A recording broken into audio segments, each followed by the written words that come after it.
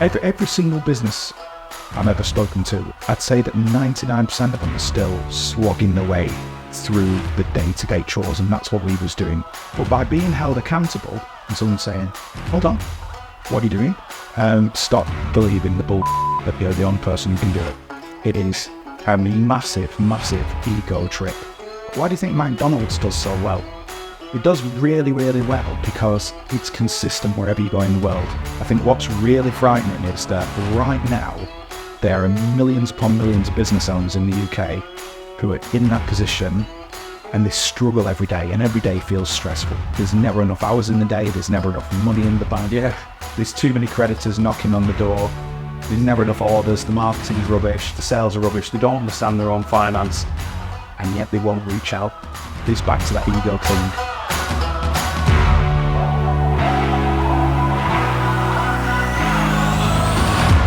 Gabby, I prepared my first question. You threw me off balance with our preamble discussion beforehand. I just want to confirm now on camera, you do look like George Clooney. Thank you. It's good to know. Have you been working on that?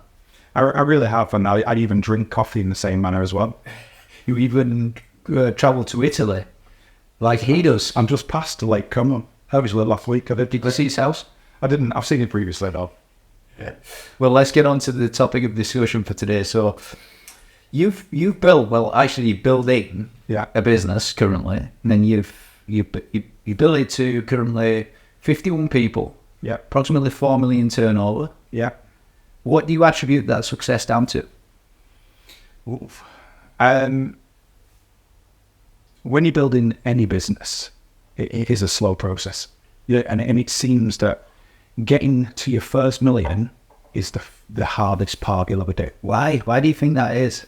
I guess it's because when you start in a business, you nearly always go in full of excitement about the business, but without a clue of what you're actually doing. How long did it take you to get to your first million? First million probably took me 9 years. Oh, so what would like to for your first million took 9 years? How long did it take to get to the second million? About 6 months. Wow.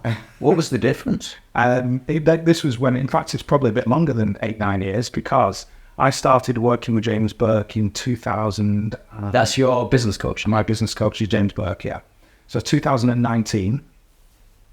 And in 2019, for 4 years running, I'd be within 80 quid of the same turnover of just shy of £1 million.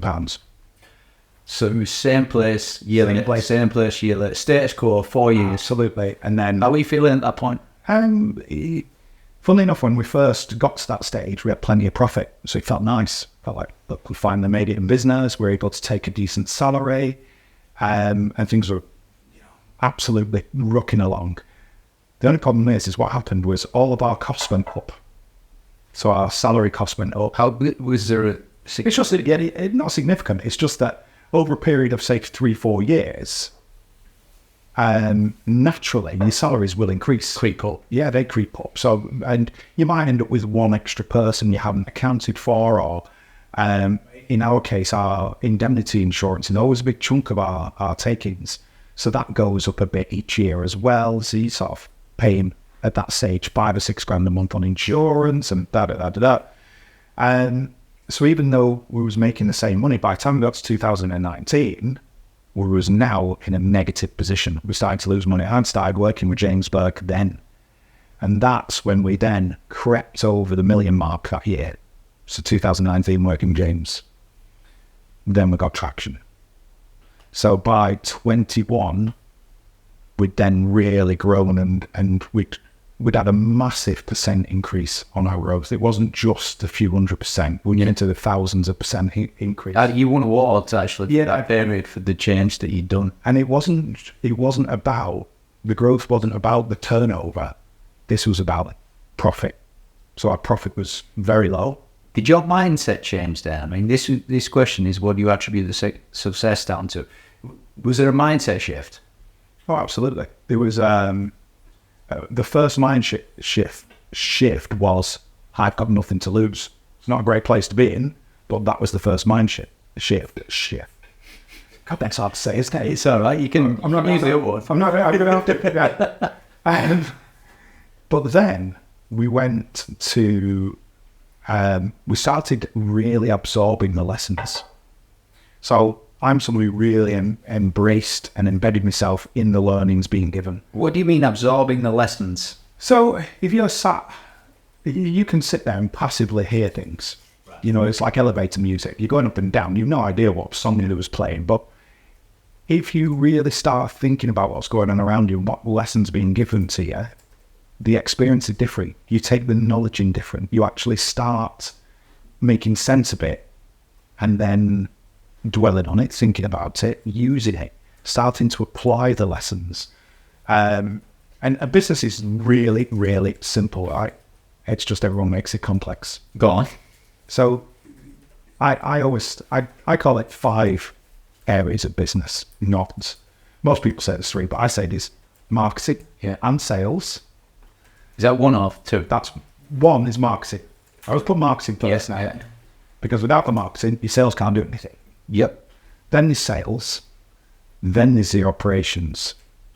Then there's your finance. Yep. So these are your first 4, and then there's your Kaizen.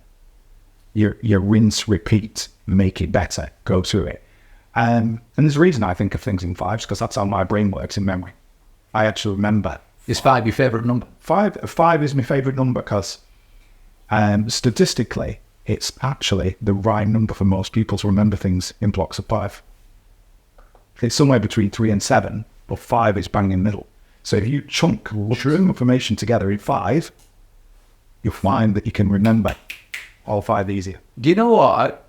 I'm just sharing this. This is a bit of a blinding flash of the obvious, really. I read a piece of research maybe 10 years ago, and it was a study on super successful people, and they were looking at focus, and that mental trait, focus.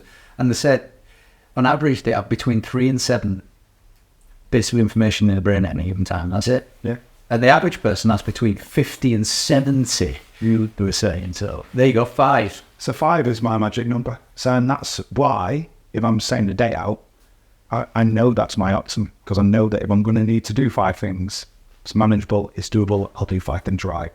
Give myself 25 tasks, you're not going to get much attention.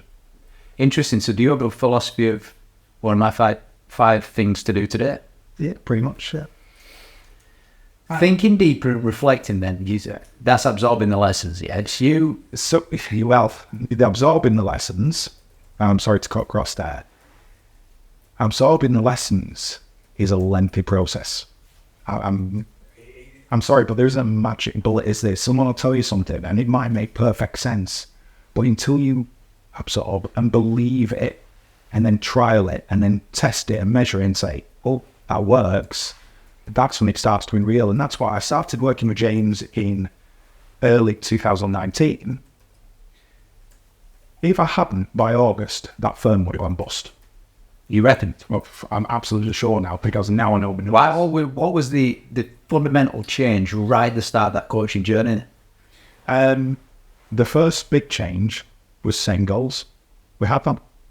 And like most businesses, I go, oh, we're going to make lots of money. That's the biggest goal they have. But before you started, you knew you should be setting goals. That's obvious, yeah. You just weren't. It's not as obvious as you think. That's the trouble with common sense. It's not that common. People don't. They might set goals, but do they stick to them? They might have an idea of a goal. And this is one of the businesses I'm speaking to acquire at the moment. And they've just plateaued and been plateaued for 20 years. Nothing has changed. And when I've been speaking to them and said, have you considered?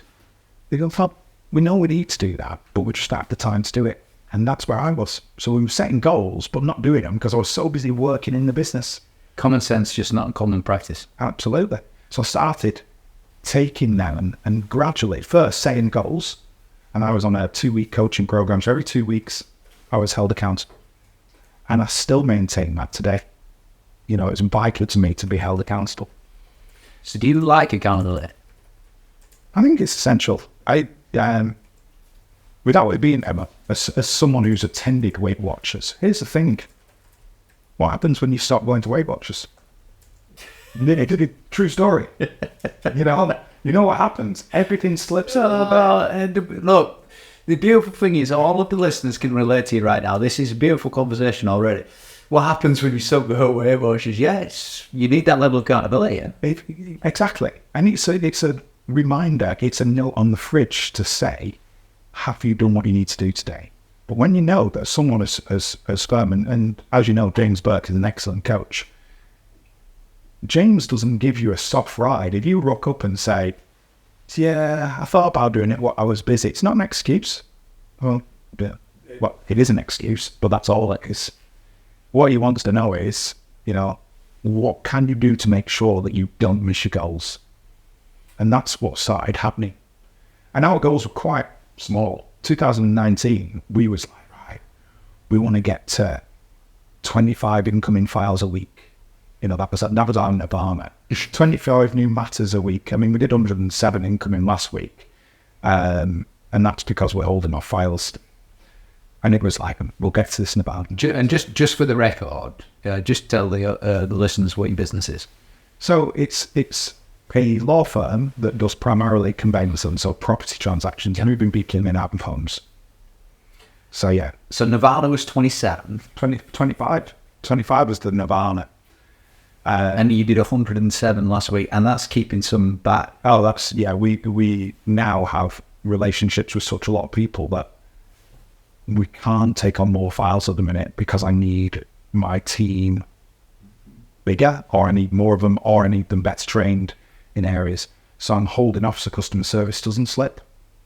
But yeah, it's staggering where we've come in a shortish space of time.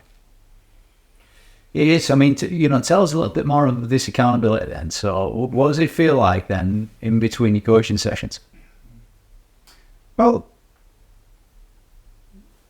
every single business I've ever spoken to, and in Action Coach I've spoken to now to hundreds of them, I'd say that 99% of them are still slogging their way through the day-to-day chores, and that's what we was doing.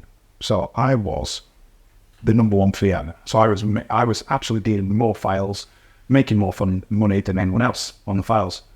Couldn't get my hands off the tools. But by being held accountable and someone saying, hold on, what are you doing? It took a period, but I slowly pulled back, trained someone, pulled back, trained someone, till I got to the stage where I could now be just enough above that, my head just above water, so I could look down and start making strategic decisions. All right, so there'll be some listeners right now that are on the tool. Yeah. What bit of advice would you give to them as the sort of first step in getting off the tools? Stop believing the bullshit that you're the only person who can do it. It is a massive, massive ego trip. We're all the same, and I did it for years. Absolutely convinced that if I took my hand off that wheel, everything was going to fall apart. It's a lie. It's something we tell ourselves because it makes ourselves feel important. Yeah, and is there also doubt, hesitation, things to learn? Of course there is. And there's the lack of knowledge. There's the fear of the unknown. Yeah. People love certainty. They want to know that they're doing the same thing day out. Why do you think McDonald's does so well? It does really, really well because it's consistent wherever you go in the world. And people love that consistency. They crave the same surroundings. If they go into the bathroom at work and there's 12 stalls, they go in the same one every time because they like consistency. If you go back in a theatre after a part-time of a show, they go to the same seats because you don't want anything unfamiliar. Yeah. And that's part of the problem. We're sat there working on the tools and all the other stuff's scary. Habit and comfort. Habit and comfort, for sure, yeah. Yeah, and some knowledge gap and some ego, like you've said. So there's interesting ingredients that keep people where they are. Yeah, and there's the money side. So if you're the person, so with myself, I was billing. And I was billing these files, I was doing a lot of commercial work. So I was billing very well. And there's that fear, if I'd move away from that, how am I going to fill that gap with money as well? Well, in my case, it was the best thing I could do was get 5 other people doing what I was doing. So how did you make that first step yourself then? I mean, what was it that pushed you to do it? Pure frustration. As I say, when I went to James B initially to start coaching, it's because I knew I'd reached the limit of my current knowledge. I couldn't go any further. Right. And I knew that if I carried on, I would be destined to be working on the tools with a firm which wasn't doing anything. Do you think that's the norm, actually? You know, because you're telling the story there where you've reached out to a business coach. Do you think it's like you get so frustrated, you get to the end of your tether to a degree, and then you reach out? Is that the norm? Actually, I think what's frightening is it's not. I think it should be the norm. I think what's really frightening is that right now there are millions upon millions of business owners in the UK who are in that position, and they struggle every day, and every day feels stressful. There's never enough hours in the day. There's never enough money in the bank. Yeah. There's too many creditors knocking on the door. There's never enough orders. The marketing's rubbish. The sales are rubbish. They don't understand their own finance, and yet they won't reach out. It's back to that ego thing. So actually, the people who reach out to you are in a minority. They're the ones who suddenly have that realization of, God, I need to do something more. Well, I suppose there's a second part there, isn't it? Because it took you 9 years to get to that million. Yeah. So it took you 9 years to get to that million, and that was after 4 years of stagnation. You reached out. Absolutely, yeah. Do you ever have? I don't want to say moments of regret. I don't really believe too much in them, but do you ever think, oh, if I had reached out earlier? So I do a journal every day. Right. And quite often, once every few days, my journal pops up and says, if you could go back in time, what would you do differently? And I have no regrets talking about family life and personal life, this and that. And I've had the same trauma everyone else has. But what I do look at is think, I wish I'd have learned more earlier. I wish I'd have reached out to get the knowledge. Because the knowledge that is passed on to us isn't just one person. It's that one person who's read 2,000 books, each with 20 years of experience.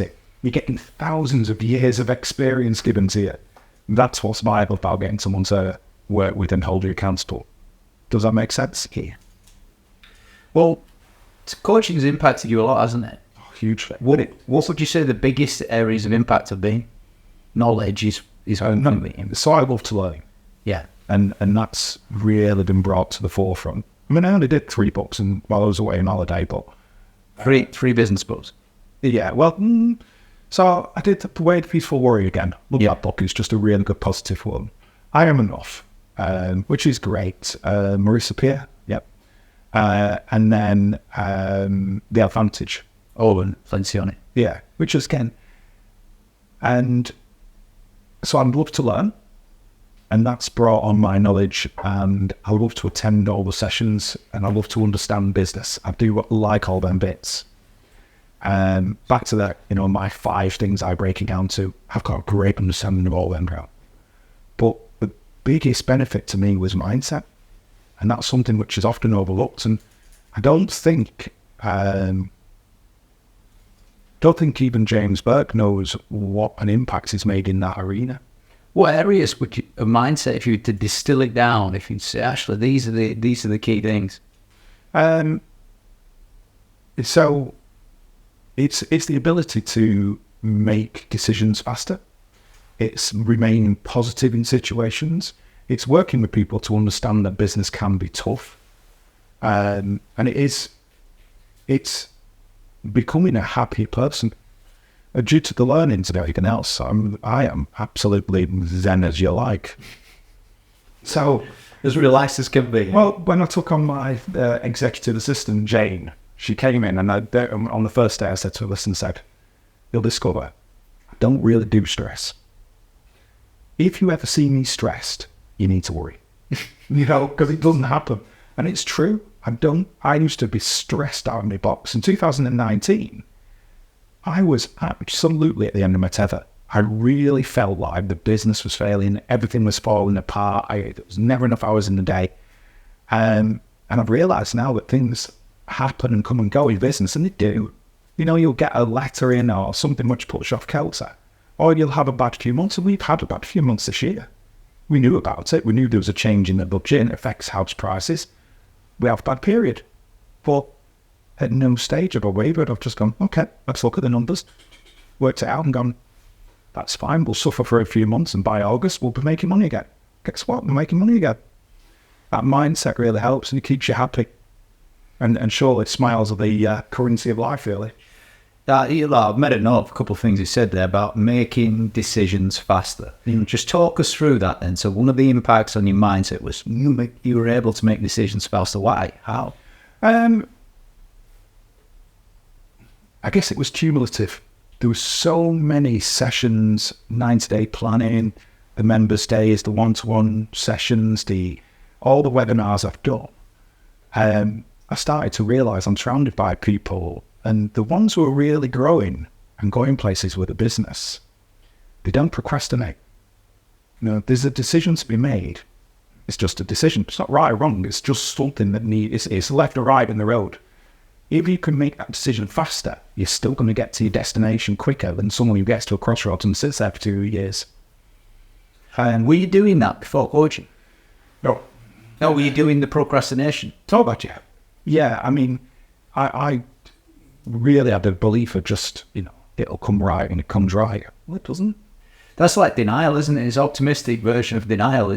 Yeah, and that was one of the big changes, because my natural bent when we first started was super high which is very, I'll let you explain it, but, flamboyant, a little bit overly optimistic and all that. And what I've discovered is it was flagged. And over a period of probably a year, 18 months, I changed my business style to hide it. So you went from being friendly, sociable, optimistic, people-related, to very direct, targeted. Yeah. I'm decisive. And that's the thing, to make a decision, make it quickly. And a good example is I got to start of 21.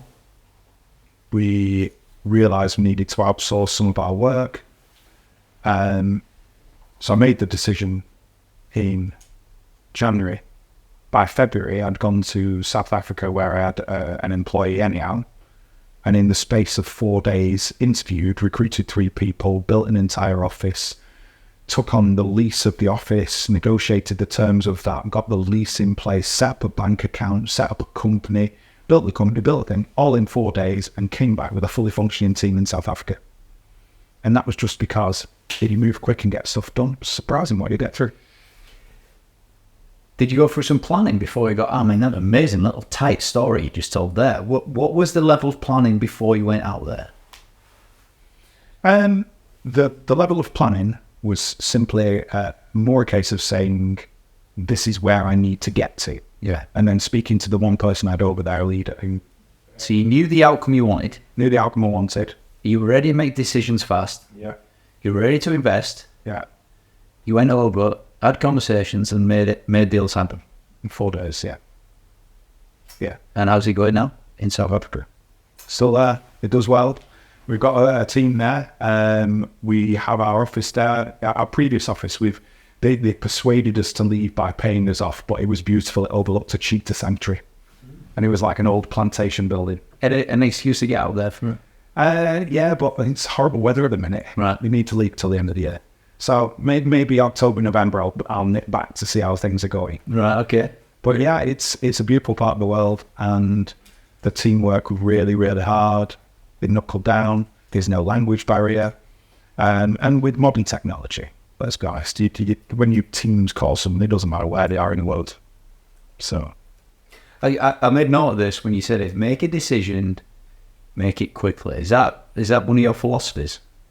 And I think it's just part of who I am now. Right. It's not even it's not philosophy. It's just, if I come across a decision, if it's something which is a quick win, I want to go and get it done, get it off my desk as fast as I can. It frees up so much time in your day if you're not sat there pondering things. Look, decisiveness, there's no doubt, it's really, it's what you've talked about really for the last 5 or 10 minutes. There's a few things that you mentioned. The second area you said, actually, one of our area mindset is becoming a happier person. I'm a happier person. Yeah. What made someone a happy person? How have you got that? how have I got to become a happier person? Oh, God, without sounding cheesy, it started with a marble. So it was a story I read on quite a long time ago. And it was a story about the chap who had a really bad health scare. And when he did, he came back and thought, what have I actually done with my life? What have I done with my weekends with my family? So he had a look at it and thought, I've actually got about 1,400 days and weekend days left in my life. So he went out, he buys a huge bag of marbles, 1,400 of them, pops them in a great big bowl, and pops them in a bowl, and every day he gets up on a weekend and picks up a marble. He has a good look at it. This beautiful marble, it's glistening, it's full of promise. And then he throws it away because it's a resource you're giving up. And that story really resonated with me. I mean, everyone has a story which sticks with their heart. It's real nice. And what was funny about it is, again, like most things in my brain, it kind of is almost there, but I hadn't really acknowledged it. So I was thinking about it. I was in the office and I was with a lady called Leslie, one of my former team members. She's sadly passed away. And I passed her a marble because she was going through a really bad time. And I went, you know what? And I told her the same story. And at the time, she just went, you're all right, dickhead. She looked at it. She was really down to earth. She was from Lee. And she gets this marble and she plonks on the desk. I thought nothing of it. Anyhow, in 2019, it's true this, we came in and we'd not really been down in the basement, which is where Leslie used to work, but we needed to clean up an office. So we got cleaning up all this office. And we opened the drawer, and then nestled next to the pictures of her sons and David Beckham and various other things, which was precious to Leslie, who by this time passed away, was this bloody marble. And she, despite the comment, she kept it all this time. And to this day, I always have a marble in my pocket. Amazing. I mean, it's just a reminder. Sentiment, memories, emotion. And just reminding yourself that to take joy out of every single day, because it's guaranteed. Yeah, I mean, some people might look at that negatively and, I've only got this amount to live, but it does make you grateful and respectful and seize your moments. Of course, that's, as I say, if you knew that the world was going to end tomorrow, who would you want to ring and tell them you loved? What would you want to do? And as soon as you have that realization that, tomorrow's not necessarily granted, take advantage of it. And that was part of it. It really was part of me becoming much more zen in business, because if I go in and it seems like it's a bad day, it's not really a bad day. It's just a couple of bad things that are happening at that moment. Deal with them and move on. One thing my dad said to me once, he says, yeah, I'm having a great day. I said, that's what I said to my dad. Yeah, wherever, I'm having a great day. He goes, James, every day you wake up is a great day. True story. Yeah. Every day you wake up is a great day. Go for it. All right. Business growth then. Let's talk about management. Let's talk about leadership. Let's talk about entrepreneurship, because you are quite an entrepreneur these days. But let's go through management first. What were some of the biggest lessons you had on, when you were getting off the tools in management specific? Okay. The big learnings are the obvious ones that people don't do. We'll write everything down. The first thing you need to do before you can have a business grow is understand the functions. So for me, it was writing down the process. And it was the full process from understanding. End-to-end process. End-to-end. Where did the files come from? That's great. Okay, we've got them. List of clients. Where did they come into our system? What email did they come to? Who then reads that email? Yeah. What happens if that person's off? It's all of these safeguards and stuff. So the first thing I needed to do to get off the tools was understand my role. And I've just actually redone it again, because I have actually just employed an MD to take over my role. Yeah, which is really nice. I mean, some people say employ a CEO and MD, same thing, different time. But what was vital at that time when I first came off was understand what I did, and then find out how I could make that happen without it just being me. And that, like, again, James Berg will testify to this. From 2019 to 2020, I wasn't just on the tools. I really did wear my hands on the outside and wear a cloak. I thought everything had to be fixed by me. Give up some of that as well. That's the next thing. So write everything down, find out what you do. And when you do, and you actually do it, for me, every 6 months-ish, I do this as standard now. I'll literally just open up a chart in 30-minute slots. And I just start my day, and every 30 minutes I write down what I've been doing. Yeah. And it's funny because the last time I did that, I looked at that, and I bet there was 40 minutes, 50 minutes in a day where I've been... How important is it that you do that? To me, absolutely vital. So to anyone else who's not productive, just as vital. So when you do that, Yeah. what happens following it for you?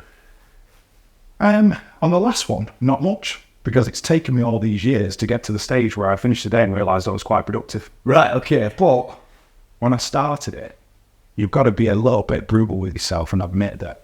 You end up working through self-reflection, you end up delegating a lot more. Yeah, absolutely. You end up becoming really aware of what you're actually doing. Oh, and besides, and here's the great thing, when you're running a team as well, suddenly you start seeing the same things in everyone else. And that's where it becomes truly valuable. When I clocked one of my senior lawyers and thought, he's at the photocopier, no problem. When he was at the photocopier 30 minutes later as a senior lawyer, I'm thinking, what's gone wrong?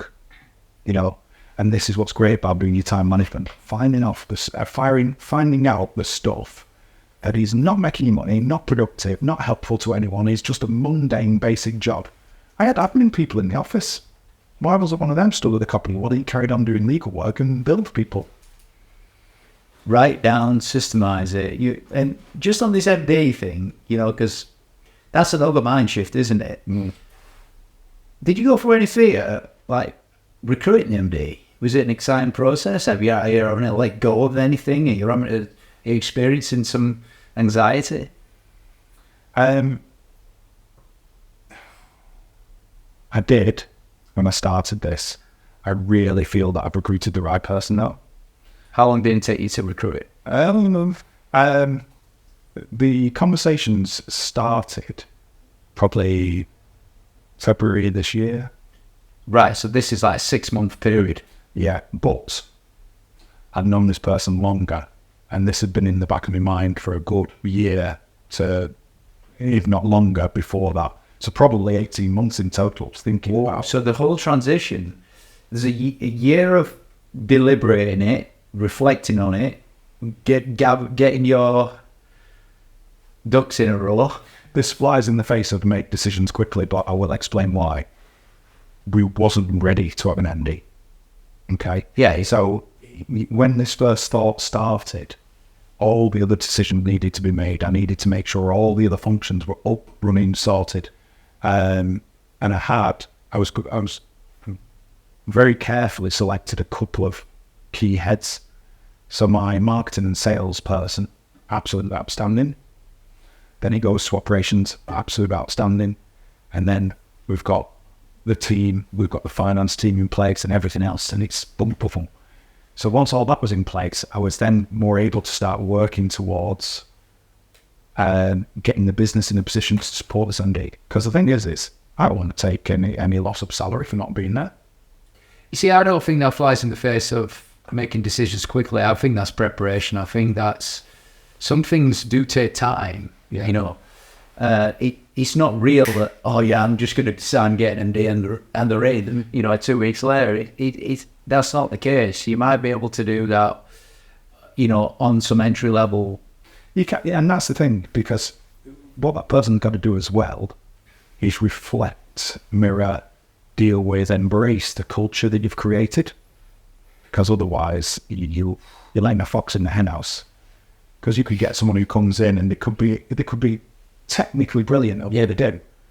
But if they don't understand people at all, and you've got a team who's been... Is that what you've been doing over that 6 months? You've been sort of progressively understanding the culture? We worked on our culture quite extensively, and we did it as part of employee satisfaction.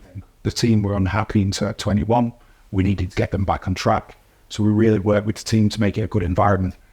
They created their own culture, or we created it together. So what was important was knowing that that person could understand that culture and work within it and make sure that people are nurtured and that we have really candid feedback. I mean, our management meetings are like a food fight. There's no holds barred, but we get a lot done. Yeah. You know? And it's having that yin and yang of being able to be firm and have proper, uncomfortable conversations, but also nurture, give someone the hug when they need it. So, yeah, that's why it took that time. I love that analogy, you know, folks in the hen house. Yeah. All right, leadership, let's go there. What have been some of your major lessons in leadership? The biggest lesson is don't bullshit people. And by that, if you're working with someone and you're trying to lead and you're trying to inspire someone, don't lie. Don't say, it will be great if we do this. Give them something clear and say, so I'll use Stacey as an example. Stacey is absolutely superb at what she does, but she wants to learn more. I've agreed to help develop her. Make sure you stick to it, because if you breach that trust with your team in leadership, if you say to someone you're going to help them with something and then you don't, or you say you're going to do something and, you know, a million things get in the way, or even some simple thing as a one-to-one saying, let's have you one-to-one on Monday, and then Monday comes, say, I'm busy, let's have it on Tuesday. You're breaching, eroding the trust. So do what you say you're going to do. And that's one of the things with leadership. The other is, if you ask a question of your team, when you listen, really listen. So listen, get your pen out and write it down. I walk into every meeting with a notepad myself. And when the team asks you something, I'll write it down. Really good. I like how you just distilled into two. Well, you give two analogies of, well, two examples of don't bullshit people, say what you're going to do, and listen and really listen, write it down, give people the attention. Nice. So let's go to entrepreneurship then. Are you an entrepreneur? Absolutely. I love that. Yeah. So, what are your lessons in entrepreneurship? If you're an entrepreneur, stop putting fetters on yourself. Enjoy it. The whole purpose of being an entrepreneur is to enjoy the ride. It's to enjoy the excitement of doing something new, and bringing more skills, learning new things. An entrepreneur flies in the face of that person who loves the warm comfort of the same slippers and the same toilet stall. They're the ones who like to disrupt the status quo in my mind. They're the ones who want to get out there and party because it's Wednesday. And I love that. That's what I love about being an entrepreneur, is that when I stopped working on the tools, I realized that was there. That's why when we acquired another law firm, we acquired it in a matter of weeks. The one after it was 10 days. We actually acquired their entire conveyancing department in 10 days. This is a national law firm, and we took their conveyancing to. I do want to talk about that. I mean, what mind shift did you go through to get into acquisition mindset? Because a lot of people think they've all got to grow organically. No, it was quite the opposite. It was, if I'm honest, it's because I'm 51. Might have great skin, but I'm 51. And all I wanted to do... And soon to have 51 employees. I've seen it. Coincidence, I think not. Yeah, what I wanted to do was... I wanted a yacht. I wanted the trappings of it. As it happens, the more money I make, the less inclined I am to buy things. But I realised that time was against me. And I've seen so many lawyers in particular who get to 60, 65, 70, they're working in a law firm, and they sat there in the same little firm they're taking a mediocre salary at best. And they basically have spent the time getting to that stage. And they might be a brilliant lawyer, but organic growth isn't going to get them any further on. Organic growth tends to be that you might take on two people and then you'll lose one of them. One will stay for 6 months and then another member of your staff will leave. And you end up just staying the same. And it was that realization. It was 2020. I sat there and looked at the growth needed to achieve my dreams and realized that organic was never going to cut it. If I didn't acquire, it wasn't going to happen. And that's what changed. And we went literally from 8 people, not 8, in probably 14. It was about 12 people when I started working with James Burke. And then And then, over this period of between then and 22, got to 42 people at that stage. So, yeah, acquisition way forward. And it comes with its own risks and its own challenges, but the rewards really do outweigh them. There you go. Well, I've got some quick fire questions for you. Go for it. What's your favourite book? Shoe Dog, Phil Knight. Why? I really love the fact that in the book he's humble enough to admit all of the adversity that he went through. And this is the founder and owner of Knight, and literally of his 30-year journey, 29 years of it was absolute crap. And he worked his way through it, and it's so inspirational in that sense. Is that on your Hall of Fame shelf? There's a few up there, but yeah, that's a great book. The Advantage is a good book I've just finished. 5 Dysfunctions of the Team, I must have read that 5-6 times. My big sort of business crush is Kim Scott, Radical Candor. Yeah. Just read that and just think, what a way to work with your team. But nonetheless, Shoe Dog's your favourite? That's my favourite. That's the one which came to mind. Yeah. What's your favourite movie? I'm a child. Avengers. Oh, the Avengers, come on. Yeah. Who's the best character? Hulk, because it reminds me of how it used to be. Yeah. But yeah. Were you like Hulk? So you're a blend of Clooney and Hulk. Well, I wonder if Max is going to be able to like make some kind of caricature of that. Anyway, with a man with the sized ears of mine, I avoid caricatures, I can assure you. I don't, yeah, no, really. Yeah, don't all that. It's not hiding place. No, Max is going to do it. Yeah, the Avengers was there because I used to watch films, and I still do watch the odd film, but I'll watch them as my switch off. Yeah. I don't do much so. Fiona and I, my wife, don't actually watch much TV, so...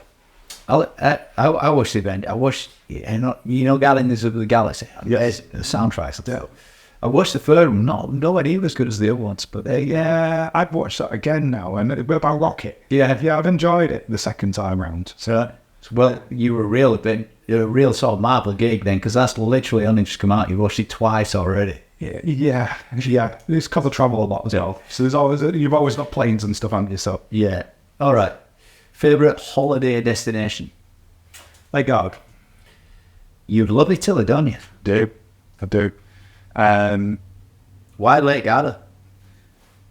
It's the atmosphere, the people, the food, the climate.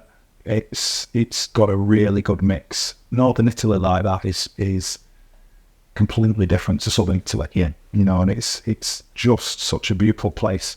I was only there 2 weeks ago, probably a bit less than that, and was on a boat. You've seen everywhere in the last 2 weeks, haven't you? I've done 11 countries, so yeah. 11 countries in 2 weeks? About 18 days. Yeah. All right, 3 weeks. Oh, 2.5 weeks. But a week before that, I had to work, and the week before that I was away in Mallorca, so it's not all bad. Nice. All right, superpower, you can have one. Any superpower you want. What are you going to choose? Knowledge. Oh, that's in keeping with the rest of this discussion, isn't it? Yeah, I think with enough knowledge you can do anything. You can help as many people as you like. Knowledge to help as many people as possible. Are you an early bird or night owl? Early bird. How early? Well, not that early. 6:30. Have you always been like that? Pretty much. Ran a paper round from being 13-year-old, and I had to get up until you were until I was about 28. My dad had the news, I just I had to do it when I'm he's the oldest guy I did until I was 16. Right. And actually my dad did own a newsagent. And unfortunately I didn't just do mine, because every time someone didn't turn up I had to do their round as well. And I've always been someone who rose early and just get on with the day. If you could have one day in someone else's life, who would you choose?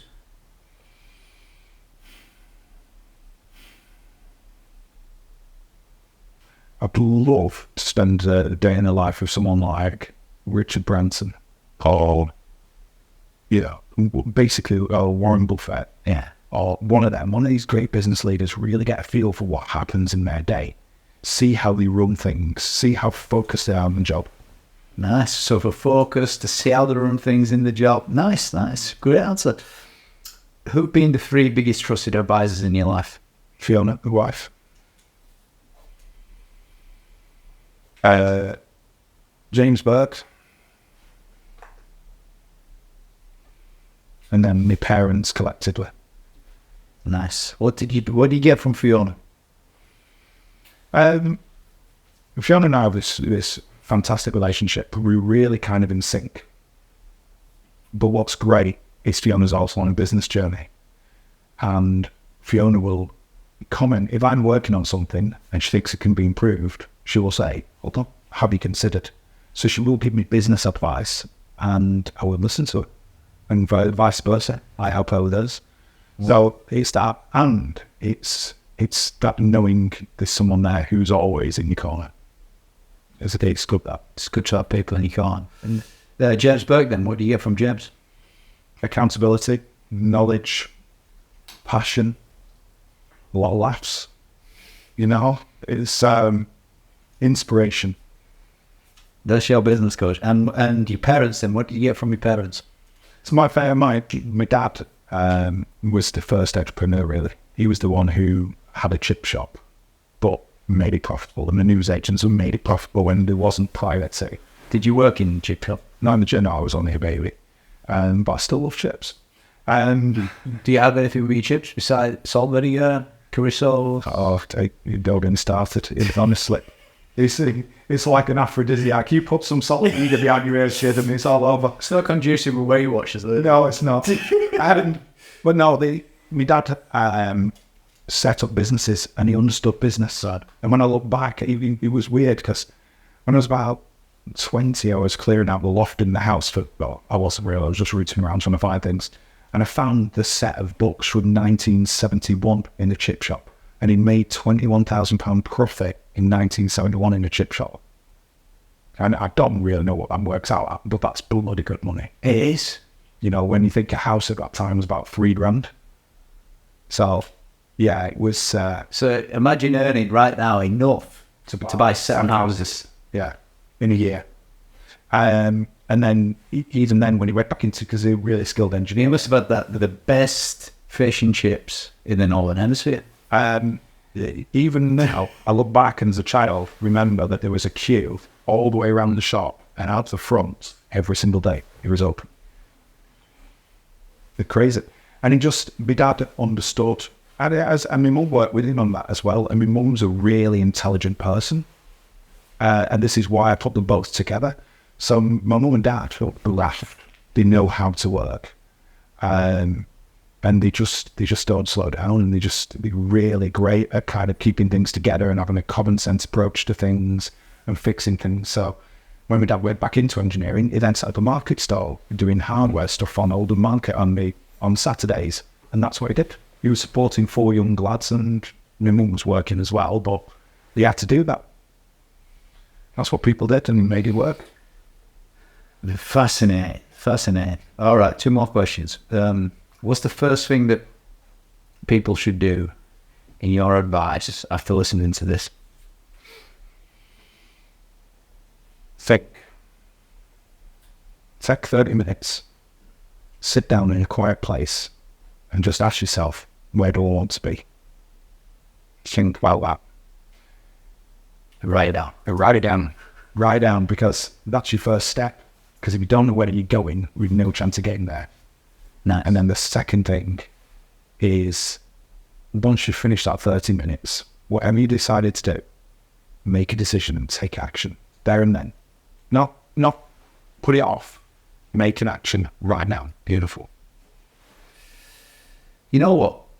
So many bits that contest from my favourite part today. Love the bit on your parents there, 21,000. Love the bits on making decisions faster, becoming a happier person, how you distilled them 2 points about leadership. Don't bullshit people. Say what you're going to do. Listen to them. Show that you're listening to them and write it down. I think I'm going to go for 21,000. I mean, 1971. Yeah. Take your inspiration from that. Three trusted advisors in your life. That's your challenge, earning enough to buy 8 houses in a year. I reckon we'll get there. I think that at that point, along with them, make decisions faster, become a happier person. Yeah. They're my favourite bits. What's been your favourite part today? Do you know what? It's been a wonderful gallop through what's gone on over the last few years. And genuinely, it's nothing I've even thought about until you've asked these questions. So it's been really nice to have a think about how far we've come. You know, that's the beauty of this. We've gone from there to there, and it's been so great. And what's brilliant is there's no limit now. Yeah. You know, I can just see it going and going and going and going. Gavin Wall, thank you very much. Thank you very, very much. Appreciate it.